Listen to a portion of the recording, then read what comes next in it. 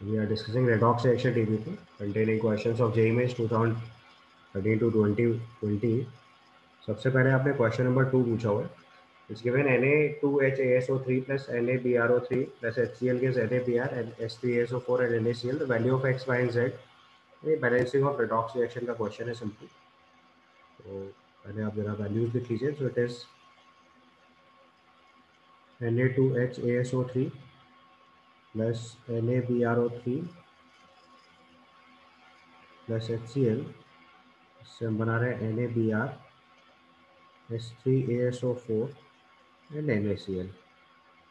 देखो बैलेंसिंग में main concept क्या होता है कि जिन सब्सटेंसेस का ऑक्सीडेशन रिडक्शन हो रहा होता है उनकी एन फैक्टर्स को हम लोग क्रॉस मल्टीप्लाई करके लिख देते हैं, तो बैलेंसिंग बहुत क्विकली हो जाती है. तो अगर हम यहाँ पे ऑक्सीजन स्टेट देखें तो आर्सेनिक का ऑक्सीजन स्टेट देखो आ रहा होगा +3. दूसरे साइड में arsenic oxygen state +5. Bromine oxygen state check करोगे तो +5 एंड -1. तो अगर आप ध्यान से देखो तो आर्सेनिक का ऑक्सीजन स्टेट चेंज हो रहा है 2 यूनिट, ब्रोमीन का ऑक्सीजन स्टेट चेंज हो रहा है 6 यूनिट्स. ठीक है, तो बेसिकली 3 का डिफरेंस है.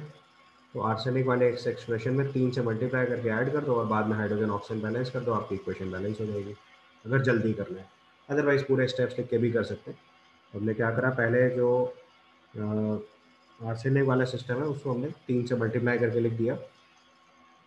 हमारी इक्वेशन हो जाएगी 3 Na2HASO3. ऑल्दो हमारे पास ऑप्शंस भी हैं तो उसके बाद आप डायरेक्टली चेक कर सकते हो, प्लस NaBrO3. इतना तो डायरेक्ट समझ में आ रहा है. अब ऑप्शन देख लो, इससे पता चल गया ऑप्शन या तो ए आएगा या बी आएगा. केवल बस HCl चेक करना रह गया. तो अपने पास 2 ऑप्शन है, एक 2 एक 3, उसको पुट करके चेक कर लो. तो मेन्स के सवाल को बस मेन्स की रेंज से सॉल्व किया जाता है. ये बनेगा NaBr plus H3ASO4 3 units plus NaCl. अब देखो हाइड्रोजन HCl से बैलेंस हो रहा है, तो राइट हैंड साइड में देखो तो राइट हैंड साइड में अगर आप हाइड्रोजन काउंट करेंगे तो on right hand side your number of hydrogen are 9, जबकि लेफ्ट हैंड साइड में ऑलरेडी 3 है.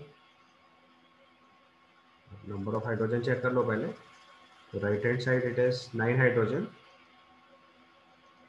And left hand side it is already 3. ठीक है, तो और सोडियम अगर चेक करेंगे तो हमारे पास टोटल सोडियम जो है वो इधर पे देखो राइट लेफ्ट हैंड साइड में 6 है और राइट हैंड साइड में भी 6 लाने पड़ेंगे, तो 6 HCl लिख दो यहाँ पे. ये 6 HCl बन जाएगा, 6 NaCl हो जाएगा. देखिए मेरे समझ से पूरी इक्वेशन बैलेंस होगी. बस चेक कर लीजिए बैलेंसिंग. यहाँ से देखो बैलेंसिंग कोफिशिएंट उसने पूछे हुए हैं. अब बैलेंसिंग कोफिशिएंट लिखेंगे तो देखो x3 हो गया, y1 हो गया और z6 हो गया. तो उसके बेसिस पे इसका आंसर C रिपोर्ट कर देंगे. ठीक. इसके बाद next question you asked is question number 6. Question number 6 it is written how many electrons are involved in the following redox reaction. हमारे पास देखो Cr2O7 2 माइनस है, Fe2 प्लस है और C2O4 2 माइनस है. इसको हमने Cr3 प्लस में कन्वर्ट किया हुआ है, Fe3 प्लस में कन्वर्ट किया और CO2 में कन्वर्ट किया है. और किसी एक से निकाल लो तो काम बन जाएगा. यहाँ क्रोमियम का ऑप्शन से देखो +6 से +3 चेंज हो रहा है, 3 यूनिट और 2 क्रोमियम है, तो उसका एन फैक्टर तो डायरेक्टली 6 आ गया. आंसर भी 6 हो गया सीधे सीधे. बाकी आयरन वाले सेगमेंट से अगर चेक करना है तो how many electrons are involve the following redox reaction, unbalanced equation है. तो Cr2O7 2 माइनस में 6 इलेक्ट्रॉन आ रहा है, वही बैलेंसिंग में आएगा. अदरवाइज आयरन के केस में चेक करना है तो देखो ये आयरन +2 से +3 चेंज हो रहा है 1 यूनिट और कार्बन चेंज हो रहा है +3 से +4 2 यूनिट. उसका एन फैक्टर 3 आ जाएगा. तो बैलेंस करके लिखेंगे तो उसको डबल करना पड़ जाएगा. तो number of electron involve in this balance unbalanced redox reaction लिखेंगे तो 6 इलेक्ट्रॉन्स आ जाएगा. क्योंकि चाहे इलेक्ट्रॉन गेन लिखे चाहे लॉस लिखे वो बराबर ही आएगा. Number of electron gain will be equal to number of electron loss definitely.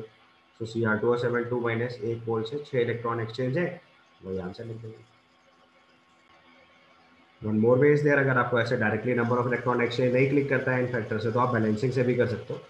देखो अगर इसी इक्वेशन को बैलेंस करके लिखेंगे तो it is Cr2O7 2 minus plus 2 Fe2 plus plus 2 C2O4 2 minus this 2 Cr3 plus 2 Fe3 plus 4 CO2 और hydrogen oxygen balance करने के लिए 14H plus right hand side में 7 वाटर राइट हैंड साइड में। 14H प्लस 7H2 बैलेंस हो गया। इस process में अगर देखोगे तो 6 इलेक्ट्रॉन एक्सचेंज आएगा। चाहो तो दोनों हाफ अलग अलग करके भी लिख सकते हो और प्रिसाइसली चाहिए तो आंसर इसका सी हो जाएगा। इसके बाद देखो क्वेश्चन नंबर 9।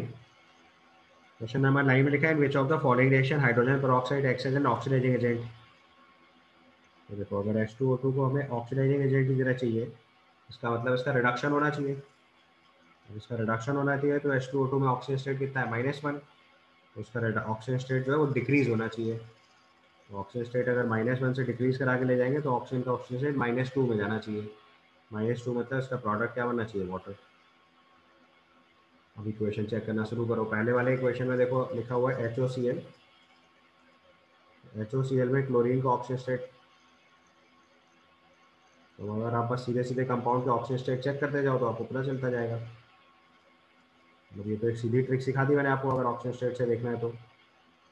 अगर इससे नहीं क्लिक कर रहा है तो बस ऑक्सीजन स्टेट चेक करते चलो आप लाइन से। पहले वाले केस में देखो क्लोरीन ऑक्सीजन स्टेट +1 से -1 हुआ, ये हुआ रिडक्शन। इसका मतलब H2O2 का हुआ है ऑक्सीडेशन, बेकार हो गया। आयोडीन वाले केस में ऑक्सीजन स्टेट देखो 0 से -1, ये भी रिडक्शन। ठीक है, ये रिडक्शन है तो इसका मतलब H2O2 का ऑक्सीडेशन हुआ है, तो ये भी खत्म। अगले वाले रिएक्शन में देखोगे तो मैग्नीज का ऑक्सीजन स्टेट देखो +7 से +4, ये भी रिडक्शन। लास्ट वाली रिएक्शन देख लो, ऐसे यहाँ पे सल्फर का ऑक्सीजन स्टेट -2 से +6 हुआ, ये प्रोसेस ऑक्सीडेशन हुआ तो ऑटोमेटिकली ये प्रोसेस रिडक्शन हुआ, यहाँ H2O2 ऑक्सीडाइजिंग एजेंट हो गया। इसका आंसर हम लोग डी मार्क कर देंगे। समझ में आ गई टेक्निक। कॉमन सेंस से भी देखते हैं तो ऊपर वाले सब स्टेप में देखो ऑक्सीजन बन रही है, उससे क्लियरली पता चल रहा है कि H2O2 का ऑक्सीडेशन हो रहा है। लास्ट वाले रिएक्शन में देखो केवल वाटर बन रहा है, इससे कंफर्म हो रहा है कि रिडक्शन हो रहा है। दोनों तरीके से आप चाहो तो, मैंने जैसे डायरेक्ट बताया कि H2O2 को ऑक्सीडाइजर की तरह काम कराना है, इसका मतलब उसका रिडक्शन होना चाहिए, तो ऑक्सीजन का ऑक्सीजन स्टेट -1 से -2 जाना चाहिए, यानी वाटर बनना चाहिए। या तो इस प्रोसेस से चेक कर लेते हैं या फिर सारे स्टेप में ऑक्सीजन स्टेट चेक करके डिसाइड कर लेते हैं। दोनों तरीके से आपका आंसर आ जाना था। इसके बाद next question you ask, question number 11। Question number 11, it's given the reaction of the oxalate ion with permanganate in SD medium, the number of electron involved in producing one molecule of CO2। तो देखो आपसे reaction पूछी गई है कि MnO4 की acidic medium में oxalate ion के साथ, oxalate ion C2O4 minus H plus medium में रिएक्शन कराते हैं, तो ये Mn2 प्लस बनेगा, ये CO2 बनेगा। अब उसने पूछा है number of electron involve in producing one molecule of CO2। ठीक है, तो अगर हमें CO2 का एक मॉलिक्यूल बनाना है तो कितने इलेक्ट्रॉन एक्सचेंज हो गए ये लिखना है। तो सिंपल तरीका है कि आप इसकी बैलेंस इक्वेशन लिख लो। तो बैलेंस इक्वेशन क्या होती है, 2MnO4 minus plus 5C2O42 minus plus 8H plus gives 2Mn2 plus plus 8 water 10CO2। और इस प्रोसेस में जो नंबर ऑफ इलेक्ट्रॉन एक्सचेंज होते हैं वो 10 होते हैं। In this process number of electron exchange जो है वो 10 हो गए, क्योंकि मैग्नीज का ऑक्सीजन स्टेट +7 से +2 चेंज हुआ है, तो 5 यूनिट का चेंज हुआ, और 2 मैग्नीज MnO4 ले रखे हैं, 10 हो गया। कार्बन से चेक करोगे तो कार्बन का ऑक्सीजन स्टेट +3 से +4 चेंज हुआ है, 1 यूनिट और 10 कार्बन है। अब देखो 10 मोल ऑफ CO2 बनाने के लिए 10 इलेक्ट्रॉन एक्सचेंज है, तो 1 मॉलिक्यूल ऑफ CO2 के लिए 1 इलेक्ट्रॉन एक्सचेंज हो जाएगा। उसका आंसर जो है हम लोग सी मार्क कर देंगे। ठीक है, ऐसे कर सकते थे, otherwise balancing of redox reaction लगा देते तो भी काम बन जाता है। तो मैंने पूरा बैलेंस इक्वेशन डायरेक्ट आती तो उससे कर दिया। ऐसे नहीं करना था तो एक और रास्ता था, C2O42 माइनस से CO2 बनाना था हमको बेसिकली। बैलेंस करते तो यहाँ 2 लिखते और यहाँ 2 इलेक्ट्रॉन लिख देते। तो आप यहाँ पे ध्यान से देख सकते हो 2 मोल CO2 बनाने के लिए 2 मोल इलेक्ट्रॉन चाहिए था, तो 1 मोल CO2 के लिए कितना हो जाता, 1 इलेक्ट्रॉन। इससे भी आप डायरेक्टली आंसर सी तक पहुँच सकते हैं। ठीक है, तो बैलेंसिंग बहुत हेल्प करता है आपको, अगर वो कॉन्सेप्ट पता है तो आप कभी भी फंस ही नहीं सकते। Then you see question number 12। 12th question is given, in order to oxidize the mixture of 1 mole of each of FeC2O4, Fe2C2O4 whole thrice, FeSO4 and Fe2SO4 whole thrice in SD medium, the number of moles of KMnO4 required। तो ध्यान से देखो, अगर हम FeC2O4 का oxidation कराएंगे तो ये बनेगा देखो Fe3 प्लस और CO2। तो इनके सबके एन फैक्टर बेसिकली इंपॉर्टेंट है हमारे पास। तो अगर इसका 1 मोल है हमारे पास, अच्छा 1 मोल तो सबके ही ले रखे हैं, तो अभी इक्विवेलेंट तो सबके लिख लेंगे, बस पहले आप एन फैक्टर लिखते जाओ लाइन से। तो उसका एन फैक्टर अगर देखेंगे तो आयरन का ऑक्सीजन स्टेट +2 से +3 और कार्बन का +3 से +4 चेंज हुआ है, तो उसका एन फैक्टर 3 हो जाएगा। आयरन का ऑक्सीजन स्टेट +2 से +3 चेंज हुआ 1 यूनिट, कार्बन का ऑक्सीजन स्टेट +3 से +4 चेंज हुआ 1 और यूनिट, और 2 कार्बन है तो टोटल ऑक्सीडेशन स्टेट चेंज हुई 2 यूनिट कार्बन के लिए, 1 यूनिट आयरन के लिए, टोटल एन फैक्टर हो गया 3। अगला केस दे रखा है Fe2C2O4 होल थ्राइस, इसको ऑक्सीडाइज कराएंगे तो ये Fe3+ और CO2 में कन्वर्ट होगा। यहाँ आयरन का ऑक्सीजन स्टेट तो +3 है तो वो तो चेंज ही नहीं हुआ, कार्बन केवल +3 से +4 चेंज हुआ है और 1 यूनिट चेंज हुआ है। टोटल कार्बन कितने हमारे पास 6, इसका एन फैक्टर हो जाएगा 6। नेक्स्ट कंपाउंड लिखेंगे फेरस सल्फेट FeSO4, इसका ऑक्सीडेशन कराएंगे तो Fe3+ में कन्वर्ट होगा, तो आयरन +2 से +3 चेंज हुआ है, इसका एन फैक्टर लिखेंगे तो 1 हो गया। और लास्ट में Fe2SO4 होल थ्राइस है तो उसका ऑक्सीडेशन ही नहीं होगा क्योंकि इसमें ऑलरेडी सब हाईएस्ट ऑक्सीजन स्टेट में है, तो नो ऑक्सीडेशन। ठीक है, और यहाँ से जो KMnO4 ने ऑक्सीडेशन कराया है एसिडिक मीडियम में, तो उसके हिसाब से ग्राम इक्विवेलेंट ऑफ KMnO4 जो है वो equal to gram equivalent of FeC2O4, gram equivalent of FeC2O4 plus Fe2C2O4 whole thrice plus FeSO4, इन तीनों के ग्राम इक्विवेलेंट के समेशन के इक्वल आ जाएगा। तो हमने KMnO4 अज्यूम कर लिया कि x मोल ले रखा है, उसका एन फैक्टर यहाँ पे 5 होगा। FeC2O4 का 1 मोल लिया है, एन फैक्टर 3, Fe2C2O4 का भी 1 मोल लिया है, एन फैक्टर 6, और FeSO4 का 1 मोल लिया है तो एन फैक्टर 1। यहाँ से सिंप्लीफाई करेंगे तो x की वैल्यू देखिए 2 आ जाएगी, इसका आंसर बी रिपोर्ट कर देंगे। आप प्रॉपरली पूरी कैलकुलेशन देख लो ठीक से, कोई पार्ट नहीं समझ पा रहे हो तो बताओ। सिंपली एन फैक्टर का सवाल था, सब एन फैक्टर सही निकाल लोगे तो सवाल नहीं फंस सकता था। FeC2O4 के लिए एन फैक्टर आएगा 3, Fe2C2O4 होल थ्राइस के लिए एन फैक्टर आएगा 6, और FeSO4 का एन फैक्टर 1, और Fe2SO4 होल थ्राइस का तो ऑक्सीडेशन ही नहीं होगा तो उसका एन फैक्टर चेक करने की जरूरत ही नहीं थी। KMnO4 का एसिडिक मीडियम एन फैक्टर 5 होता है, मोल्स उसके x अज्यूम कर लिए तो इक्विवेलेंट होगा x इंटू 5। FeC2O4 के लिए इक्विवेलेंट हो गया 1 इंटू 3, Fe2C2O4 होल थ्राइस के लिए इक्विवेलेंट हो गया 1 इंटू 6, और FeSO4 का इक्विवेलेंट हो गया 1 इंटू 1। यहाँ से सिंप्लीफाई करोगे तो x की वैल्यू जो है 2 आ जाएगी सीधे सीधे। ठीक है, 12th के बाद नेक्स्ट क्वेश्चन देखेंगे तो इट इज क्वेश्चन नंबर 17। 17 लिखा है, the carriers measure the estimation of halogen 0.172 gram of an organic compound shows presence of 0.08 gram of bromine, which of these correct structure of the compound। Formula निकालना पड़ेगा, देखो इससे एक एक करके check करना स्टार्ट करो। 17 क्वेश्चन में देखो हमारे पास 0.172 ग्राम ऑफ सब्सटेंस है, इससे 0.08 ग्राम ऑफ ब्रोमीन कन्फर्म हो रहा है।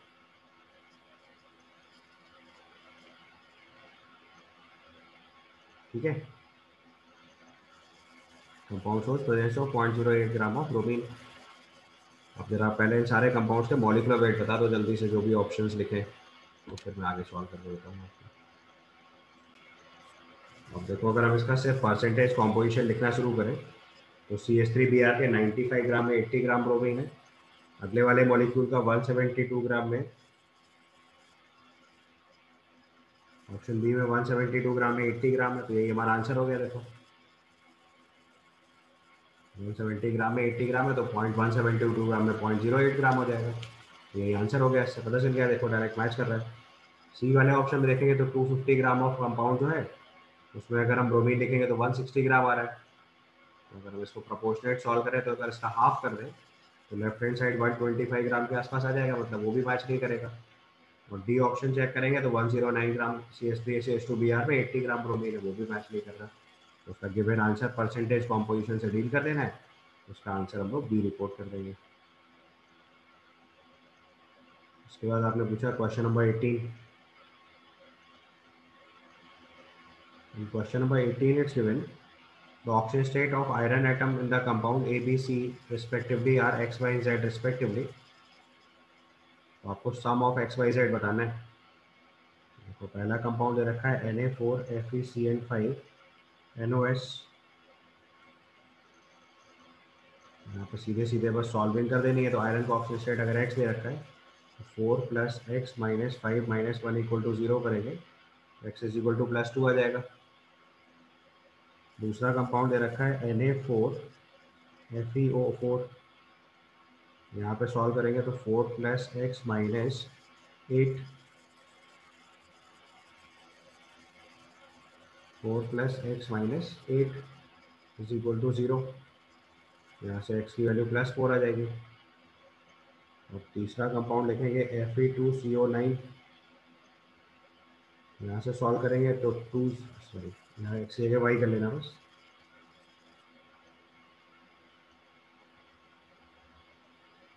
तीसरा कंपाउंड लिखेंगे तो आ जाएगा 2 plus x 2z plus 0 equal to 0। तो z की वैल्यू 0 आ गई। x plus y plus z plus हम लिखना है।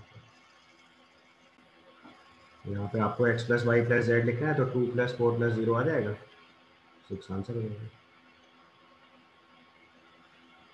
ठीक है, इसका आंसर 6 हो जाएगा। इसके बाद क्वेश्चन नंबर 19। क्वेश्चन नंबर 19 में it's given the oxygen state of transition metal atoms in K2Cr2O7, K1O4, K2FeO4 respectively are x y and z. तो ट्रांजिशन एलिमेंट मतलब क्रोमियम, मैग्नीज और आयरन के ऑक्सीजन स्टेट लिखने। तो K2Cr2O7 में chromium oxygen state हुआ +6, K1O4 में manganese oxygen state हो गया +7, और K2FeO4 में ऑक्सीजन स्टेट ऑफ आयरन निकालना है तो it is 2 plus x minus 8 is equal to 0। X is equal to +6 आ गया। ऑक्सीजन स्टेट ऑफ आयरन हो गया +6। आपको x plus y plus z लिखना है। x हो गया 6, y हो गया 7, z हो गया 6, x plus y plus z आ जाएगा 19। ठीक है, इसके बाद क्वेश्चन नंबर 21 देखो। समझ गया ना क्वेश्चन नंबर 19? आपको सम लिखना है x plus y plus z, तो that comes out to be 6 plus 7 plus 6 19। Question number 21 में लिखा है 100 ml of solution was made by adding 1.43 gram of Na2CO3.XH2O. The normality of the solution is 0.1 and the value of x। तो normality का formula सिखाया मैंने आपको, gram equivalent upon volume in litre into volume in litre को सीधे सीधे देखना है। सो नॉर्मलिटी की वैल्यू आ जाएगी mass of solute, gram equivalent लिखना है तो अगर, so mass of solute in grams divided by equivalent weight, ये इसके इक्विवेलेंट्स हो गए, into volume in millilitre into 1000। Value substitute कर दो। सोल्यूट का मास दे रखा है 1.43, मॉलिक्यूलर मास ऑफ Na2CO3.XH2O लिखेंगे तो ये आ जाएगा 106 प्लस 18x। इक्विवेलेंट वेट लिखेंगे तो बाई 2 कर देंगे क्योंकि सॉल्ट है तो एन फैक्टर इसका 2 आएगा। वॉल्यूम सोल्यूशन का 100 ml दे रखा है, इनटू 1000 कर दो। ये वैल्यू अपने को दे रखी है 0.1। यहाँ से सॉल्व करके आपको x रिपोर्ट करना है। करें सॉल्व? यहाँ सॉल्व करके x रिपोर्ट करना है तो ये वैल्यू आ जाएगी अपने पास 143 into 2 is equal to 106 plus 18x। ठीक है, इस इक्वेशन थोड़ा सिंप्लीफाई करोगे तो वैल्यू आ जाएगी 143 into 2 is equal to 106 plus 18x। यहाँ से x की वैल्यू आ जाएगी 143 इंटू 2 माइनस 106 अपॉन 18। तो सॉल्व करिए तो आपका x की वैल्यू आ जाएगी, जैसे 10 आ गई। यहाँ से सॉल्व करेंगे तो x की वैल्यू 10 आ जाएगी आपकी एग्जैक्ट। ठीक, yes sir. This completes your Radhaus PPT।